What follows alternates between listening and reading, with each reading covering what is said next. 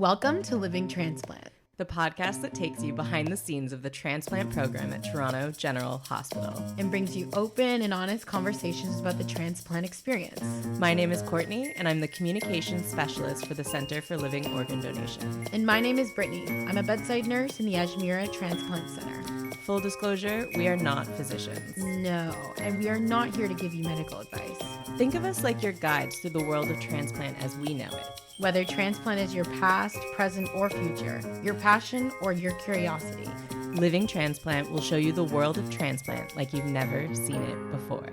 Welcome back to Living Transplant. Welcome back. Happy December, everyone. I think we're all surprised we made it to the end of what has been, the longest year ever. I don't know about you, Britt, but it's feeling like it's time. Yeah, it's time. I'm ready to move on. I'm ready to close this chapter of 2020. Yeah, it's been a really intense year, and I can't really imagine what it would be like for someone living with organ failure or someone with a loved one in the hospital. Losing a loved one this year, that would be so challenging on top of everything that's going on in the world. Yeah, and I think this year, for this episode at least, we want to try and give a picture of what it looks like to be in the hospital around the holidays and try and shed some light on how it may not be all that terrible. Mm-hmm. Yeah. I mean, think so. The nurses try. Yeah, for sure. And I think, for families of deceased organ donors, the holidays can be kind of a tricky time as well, especially if this is maybe your first holiday without your loved one. So we talked to someone who, it's been, I think, 11 years for them. And so we talked to them a little bit, too, about what do their holidays look like now? What was their first one like? All just with kind of the intention of bringing everyone out there some comfort and some solace to let you know that you're not alone. You're not alone. Yeah, exactly. We should read out some of the reviews that we've received, and also just to thank everyone so much for all the support that we've received so far. It's really, really heartwarming after a lot of hard work to get such good feedback. So please keep continuing to leave us reviews, rate us, follow us, or subscribe. We really, really appreciate it. Yeah, it's very exciting that we keep getting all these reviews. I'm like, wow, it's so legit. I know, yeah. Should we read some? Yeah. Okay. So we got one from Len. His review says, excellent, so informative, interesting, and entertaining interviews, relevant and useful content for recipients, donors, family, caregivers, or anyone just interested in learning more about the transplant experience. I'm looking forward to hearing what comes next. So exciting. Thank you. So thank you, Len. Thank you, Len. 5 stars. Oh, of course. Nothing but. So this one is from The Research Nerd. Amazing podcast. I don't listen to podcasts much, but after listening to Living Transplant, I'm hooked.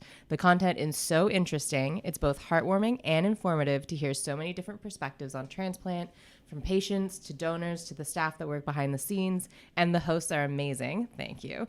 They're funny, ask great questions, and make it all really personable. Thank you so much. Really appreciate that. Thank you, Research Nerd. So don't forget to rate and review us on Apple Podcasts. Unfortunately, you can't review on Spotify, I don't think. No, you can only review on Apple Podcasts. So even if you don't listen there, go there and leave us a review. And just so everyone knows, we are planning a little special kind of giveaway contest for everyone who leaves us a review. So yeah, make sure you submit your review and keep listening to hear who the winners are. Yeah, it's really exciting. It really helps our podcast do well for the future. And it's free. It's a free way to support us. Yes, it's great support. So we really appreciate any reviews and rates. So sit back, put on your mask and Santa hat.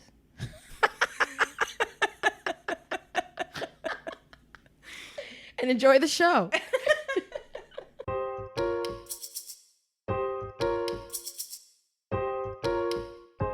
So today our guest is Stefan Ponkiu. He works in spiritual care and is an excellent support system for all of our patients and staff in some difficult times, some good times, just an excellent all-around support. So thanks for joining us, Stefan. Thank you. So what is spiritual care, just for people listening? So spiritual care is, as Brittany said, it's a service here at the hospital. We've kind of evolved as a profession over the last little while. I think our origins come from chaplaincy. I think a lot more people are familiar with what that is. And chaplains traditionally were folks with a religious background.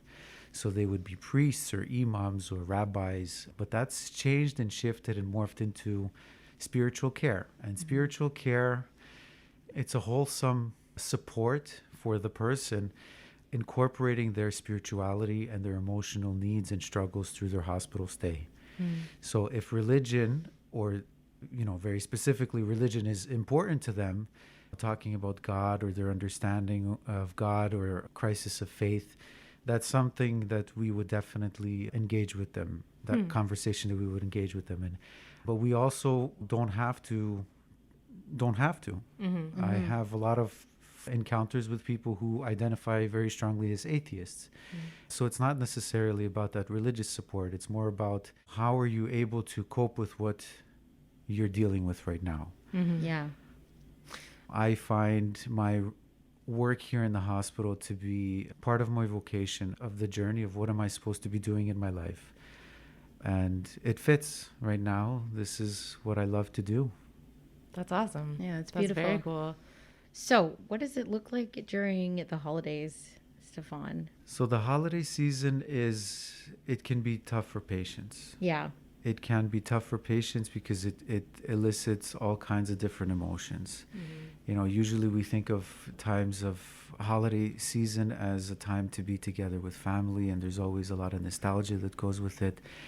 So it can be very isolating for patients to be here at the hospital. It's something that spiritual care does year round. That we support people as they journey through their hardships, their struggles, but we find it especially meaningful around the holiday season that we have the privilege to be that person to journey with the patient when nobody can come and see them. Looking at the transplant program, we're a pretty cool team. It's a transplant family. I've heard that term used so many times. The trust that is very obvious and evident between all the staff is amazing to watch. How cohesively everybody works. There's always bumps on the road, but by and large, there's this level of trust that's very obvious. The decorations that went up last week, they're lovely. Our nurses are really, really creative. Every unit in the hospital has a Christmas decorating competition, right? And you don't win anything. It's just bragging rights.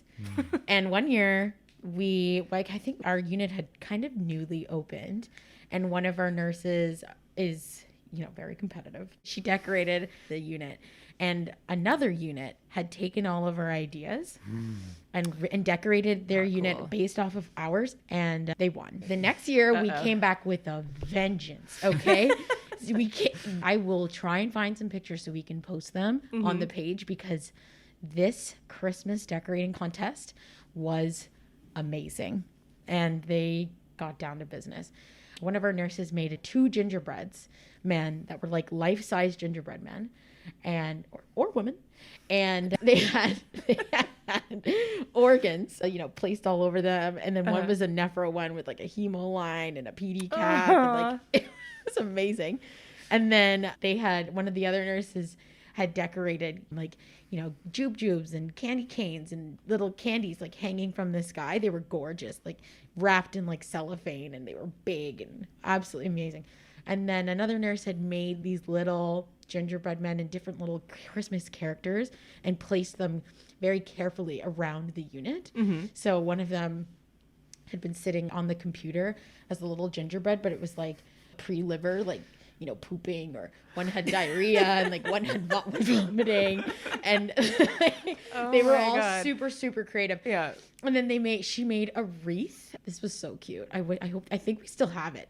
It's a Christmas wreath with all these different organs. The team was blown away.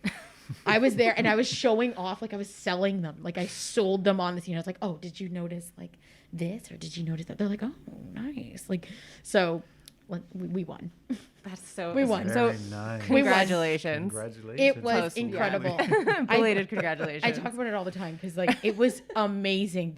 I'm not gonna lie, I had no part of this. All I was You're just support. Awestruck. Yeah, I was just like, oh my god, but did you see that? And I'm like, look at this. Like, so, I didn't make anything. But Stefan, if you like, obviously there's this like epic contest that goes on every year at the hospital, and you're moving around all around TGH. What are, in your opinion, which units are some of the best at decorating? Ooh, I don't know. I'd have to go back into the archives and take a look at some pictures to judge that. I don't know. Okay. I don't know. Yeah, I guess you also don't want to be recorded saying that. Yeah. I So hear what? you. You read between the lines. Yeah.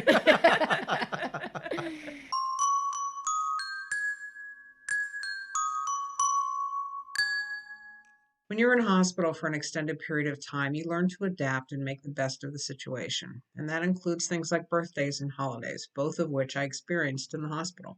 Hanukkah occurred during the second week of December that year, about 3 weeks after my transplant.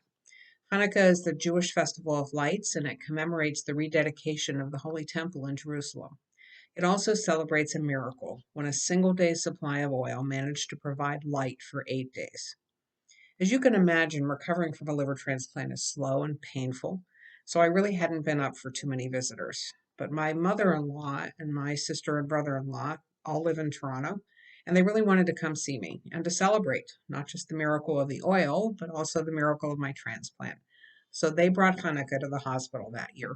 They set up a space in the family lounge and brought a big package of potato latkes. Those are potato pancakes fried up in a bit of oil because we like to eat things cooked in oil at Hanukkah, the symbolism, and served with applesauce or sour cream. So they brought all the fixings too. Let me tell you, after a steady diet of hospital food, lactulose, and medication, I was so ready to taste something delicious. And while I didn't really have much of an appetite, I remember that the food tasted so good. And in case anybody's wondering, for my latkes, I'm totally team sour cream. While I'd rather have spent the holiday at home, our little hospital party really made my day. I was so grateful to be alive and to celebrate the gift of life that I was given, to have another holiday season with my loved ones. The hospital staff was so great and supportive in allowing us to have this little celebration. I'll never forget that little Hanukkah celebration that we had in the family lounge at TGH. In Christmas 2018, my wife and I were sitting watching TV, and we watched one of those corny Hallmark Christmas movies, Once Upon a Christmas Miracle. And in the movie, it's the typical guy meets girl, they get married, live happily ever after kind of thing. But in this case, it's got a little bit of a twist to it. So the lady gets sick, turns out she needs a liver transplant, and this stranger steps up and donates a piece of his liver. And of course, in the end, they fall in love and get married and all that sort of thing. That's when I discovered you could actually donate a piece of your liver. I started digging into that just to kind of see what was involved, and I went to the Toronto General Hospital website and so on. And I thought, I could do that. And one thing led to the next. Filled out the questionnaire, sent it in on January 1st, and the gears started turning. A few months later, I got a phone call from Zubaida, transplant coordinator at the time, and we went through a whole bunch of questions and got a thumbs up on that first step. And then, of course, the testing begins. MRIs, CT scans, X-rays, a liver biopsy. But anyway, that all went really well. And in the end, I got a thumbs up. And a little later, I went through the surgery, and it went really, really well. So up to that point, everything seemed really kind of sequential.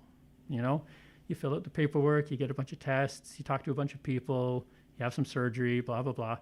Not that it wasn't interesting and even exciting, but it was just kind of matter of fact, step A, step B, step C. But everything changed the day after the surgery. The recipient surgeon, I call the recipient my liver buddy. So my liver buddy surgeon came in and told me that he was doing really well. And that just changed everything. It just suddenly became so real and so emotional. I got to exchange a letter with the recipient's family. I sent them a letter first.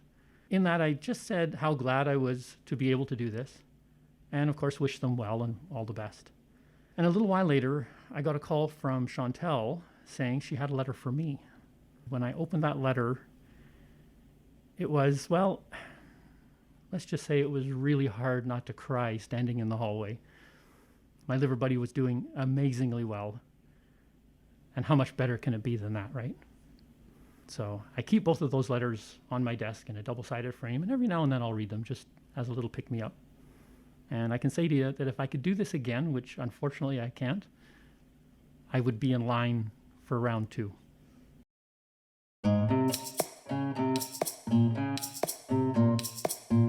How many times have you dressed up as Santa? Oh man, a lot. If you It's have to got to think be about 3 it. or 4 times. Oh Okay. my gosh. Yeah, 3 or 4 times. I came in these fall last year. I started. Oh, So okay. last Christmas was my first Christmas. You know, I definitely felt the warmth here. Mm-hmm. Every unit, there was the kind of the holiday cheer was very obvious, very present. I was even motivated this year. I have little spiritual care boards that I have on each unit, and I did some decorating too. I have little What'd you do? nutcrackers Oh. and reindeer, and then there's Ooh. a polar bear or two sticking out somewhere. So I tried to be part of it too. You know, it's just you want to participate. It's Yeah, it creates an environment that's a little bit more wholesome and homey, even though there's only so much that you can do to make a nursing unit or a ward look like someone's home. But we really do try to make patients feel that they're comfortable and that there's a little bit more lightheartedness around the holidays, and for the staff that if they have to work Christmas or if they have to work New Year's or they have to work their holiday that they celebrate, that they don't necessarily feel like they're missing out too much. Like maybe they're not with their family, but they're with their work family. And in previous years, we've, sometimes ordered food or had potlucks. Little different this year. hey, we can still maybe order food technically. Technically, you probably can. I think when you decorate your environment for whatever you're celebrating, and the people who work there feel it, the people who are, living there for the time kind of feel it, and then I feel like it puts everyone like in that festive spirit, because it must be hard to spend the holidays in the hospital. I definitely agree with what you're saying. When staff feel that, when you're able to decorate the kind of work-home environment, you spend 12 hours a day here. Nurses do, right? It's a long time. But when you feel comfortable and you feel that cheer, it rubs off, right? Yeah. It rubs off when you go into a patient's room, you're smiling. I don't know, there's this cheer that you pass on to everybody you encounter. And it's contagious, so It is. I love seeing that. I really do. Yeah. And a couple of years ago, one of our ward clerks, I think, dressed up as Santa, and we had a bunch of blankets, I think, donated to us, and we gave them out to each patient. I think that was like one of our first years open, and everyone got a new blanket and like a chocolate on their dinner tray, which was pretty cute. That's awesome. That's sweet. Yeah. Yeah. There's something, I think that's kind of going back to what you were saying too. Like, I think there's something really nice about any holiday. Is just there's something humans, I think, gravitate towards kind of collective experiences. It's a nice reminder that we're all connected, that we all have the capacity to bring each other joy, and like all these kind of lovely reminders that there's something really genuine about celebrating with people. Yeah, I'd If say. that makes sense. It does. It definitely does. Absolutely. It definitely Okay. does. Absolutely. You're right. We are relational beings. We love to be in company of one another. I like to always go down memory lane with people in terms of what have their experiences been of the holidays outside of the hospital. And that will oftentimes bring, joy to them, to help them feel that, well, first of all, that somebody cares, somebody's listening. Not always. Sometimes it does make them sad and kind of remember the loss that they're going through right now because they are in the hospital. But we try to bridge it as much as we can. We're very fortunate to have iPads and get patients together with their families, even if it's virtually. It goes a long way. Yeah, It definitely goes a long way. for sure. Also, I find that people, it has happened a number of times where holidays are a time where we start remembering the good and the bad that's happened throughout the year. And oftentimes the bad can be associated with losses, right? So if a family member dies or somebody close to them is no longer part of their life. So on one level, it's sad and it's a hard thing to go through, but on another level, it does help to let them feel like there's some type of closure happening, because they are embarking on another year, on another part of their life. So they're heavy duty conversations at times. They can be very emotional, but I feel very privileged to be part of that, to be invited into their story like that. Mm-hmm. Yeah, I was just about to ask you what's the most rewarding part of your job, but it sounds like the job itself is kind of its own reward for you. 100%. I get to listen professionally, if that makes sense. I Yeah, get to honor people's dignity. I get to really help a person feel like they're not alone. That's amazing. It's easily forgotten because we live in a very, medical world, being in a hospital, obviously, everything is checks and balances and it's measured this way and that way. And we want to fix and address. But sometimes looking at the person holistically doesn't happen. And giving somebody that ability to talk it out, to connect with another person, to have some of their experience affirmed, it is very rewarding. Mm-hmm. I am very, very blessed. that's beautiful. Yeah. Will we be seeing Santa this year? I don't know. I really don't know. I'm gonna Is have Santa to see. coming to TGA? I'm gonna have to look at his Schedule? schedule. Yeah, he He's- hasn't shared it with me yet. I He's gonna haven't be gotten the busy password. this year.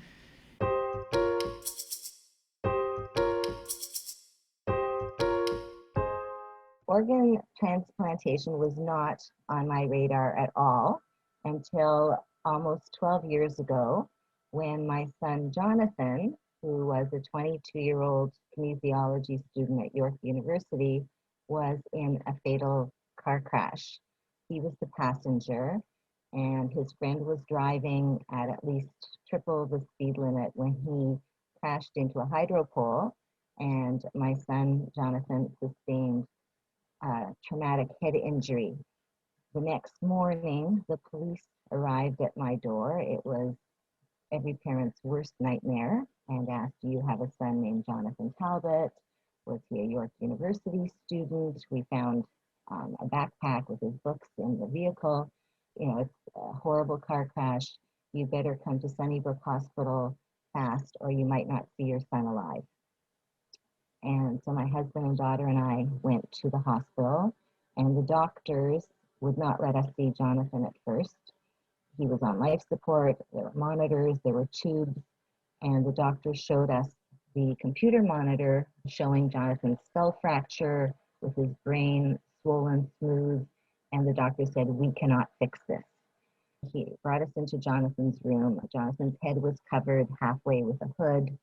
And other than that, his body was perfect. There wasn't a scratch on him. Anyway, they asked us if Jonathan had signed his donor card because back then there was no organ donor registry. It was just you signed your driver's license. And I said, I don't know if he signed his card. And our daughter Emily, who was just a year younger, she was 21 at the time, she said, oh yes, he did sign his card. We discussed it. And he actually called her a loser for not signing her card when she got her driver's license. Anyway, I was reluctant still to consent to organ donation because I thought it was against my religion. I'm Jewish. I raised my kids Jewish. And I called a rabbi who said, no, it's a mitzvah. It's the biggest mitzvah, a good deed. You're saving lives. And the Jewish religion now recognizes that. So we did consent, and this was Sunday. We had all day Sunday with him, all day Monday with him. We saw more views of his brain on the computer screen. It was just getting more swollen. We could tell that he wasn't improving. He was just getting worse. And they told us that they would remove life support 6 a.m. on the Tuesday morning. And they did that. They removed the ventilator. And I saw that he never took another breath, which in a way it relieved me that he was only being kept alive by the machine. And then his heart kept beating for a few more minutes, and then it stopped, and they had to wait 5 more minutes to make sure that his heart had definitely stopped, and they wheeled him away. And then we went home without Jonathan. Trillium Gift of Life Network contacted me and asked if I wanted to write letters to his organ recipients, and so I did. Each kidney was given to a different man, his lungs were given to a man, his liver was given to a man, and his heart valves were sent to Sick Kids Hospital. I received letters back, and we wrote back and forth a bit, and I really treasure these letters about how these people's lives were so improved. You know, the people on with the kidney transplants didn't have to be on dialysis anymore. The person with lungs could breathe again. They could go on with pretty normal lives after that, and they appreciated so much this gift of life that Jonathan gave. And it really brought home what an amazing gift transplant is, that it really does save lives. And the families of those people, their lives are also changed and they're ecstatic. And they didn't have to go through the grief that I went through losing Jonathan. So many people now have told me that because of Jonathan, they have now registered to be organ donors. So it really gave me solace in my grief that Jonathan got to donate his organs. You know, Jonathan, death is the worst thing that ever happened, but I gained this gift of having a purpose in my life to be able to honor his memory and hopefully do good by encouraging more people to be organ donors and saving more lives. The first holiday after Jonathan's death, Hanukkah, he wasn't there to sing the blessing. Usually Emily and Jonathan and I sing the blessing over the Hanukkah candles in the menorah for the 8 nights of Hanukkah. He wasn't there. He wasn't there to share in the latkes, so that was very sad for me. And also we celebrate Christmas because my husband is Christian, and so we've always had a tree, and my husband and I did not want to put up the tree that Christmas, and Emily, our daughter, insisted, and as she has done now every Christmas. And so Terry has to bring the tree up and the ornaments. And really, it is a lovely thing to have this tree because there are so many ornaments that bring back memories of Jonathan. There are all kinds of ornaments that, well, he and Emily both made these little crafty decorations when they were in daycare, when they were in primary school. And also we have ornaments with Jonathan's name on them. Some of them were gifts, from friends. And I had found a box of ornaments the first Christmas, and they were hanging diamonds, like each, a diamond hanging from a strand. And so I gave them out to all of the members of my family, and everybody in my family has a tree and they have the diamond. On Jonathan's grave, the epitaph is "Shine on forever, Johnny T." And also on his memorial bench, it says "Shine on forever, Johnny T," from the Pink Floyd song, "Shine on You Crazy Diamond." And so when I go to people's houses that I've given these diamonds to, of course not this year because of COVID, they always say, "Oh, look, there's Jonathan's ornament," and it's the diamond hanging there. So, that really does help. And, it hurts at the same time. It's very bittersweet, but we do celebrate. And I know that the family, we get together usually with Terry's whole family, and they're grieving too, and they loved him too, and they really want to help us and help us to heal and to include Jonathan in our celebration and remember him. So, it's like I say, bittersweet, but every year I guess it gets a little bit easier. And every time I tell Jonathan's story, I think it heals me a little bit more too. Like they say, oh, you have to tell your story 1,000 times. Well, I think I'm probably there. So my case was a little bit special. I was actually in the hospital because I went in for chest pain and then was immediately diagnosed with heart failure. So I didn't even know that I was sick, but I waited about a week for a transplant, and they told me 2 days before I got it, on December 22nd, I was in the CVICU, and they told me that a heart was available. And then 2 days later, I got my transplant. I remember there being like decorations, so that made me feel a little bit better because I definitely wanted to be home by Christmas and like spend time with my family and Christmas activities and whatever. But I was in the hospital, obviously, and the nurses were just so awesome, and they decorated the unit and they made me feel really supported and really cared for. So that was really cool. And then I was in there for New Year's as well, and we had like a little New Year's party. I have a huge family, so there was like 6 of us, and then 6 of my aunts and uncles and their children, and then another 6. So we probably had about 20 people, and we put like a slideshow, and we used like one of the rooms in the hospital. I think it was like a waiting room or something. and like we brought food and everything, and we had like a little party for New Year's. So it was pretty cool. Christmas is definitely a lot different now. We celebrate every year. Well, that my heart anniversary we celebrate because my transplant was on December 24th, so Christmas Eve. Normally we don't celebrate Christmas because we're Muslim, but like it's a lot different this year, and like going forward after transplant, we put up a tree and we put up lights, and we call it the Tree of Hope, and all our ornaments are heart ornaments.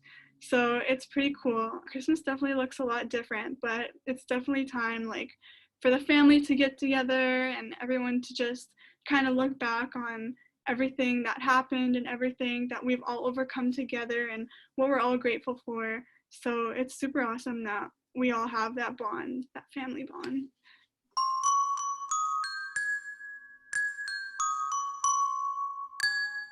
Just one last question. What is something you would, or I guess you will tell some people in the hospital, or people at home as well who maybe are just having their first Christmas without their loved ones? What's something, any comfort or advice that you would offer to people who are having a tough holiday season? I would encourage them to remember that they're not alone. That there is, from the transplant perspective, that transplant family. We are all here. Not just myself. I see the compassion that the nurses have, that all the staff have. Everybody's a friendly face here. While it is hard, it's not necessarily something that any one of us can control when we are in the hospital, how long we have to be in the hospital.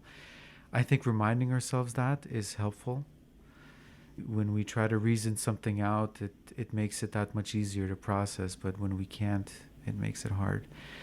I would encourage those people to touch into the roots, to actually take a minute to reflect on what is important in their life and why. Where is it that they draw their strength from? That's a very common question that I ask patients when I first meet them. Sometimes, again, having those intentional reflective moments can get us through very tough situations.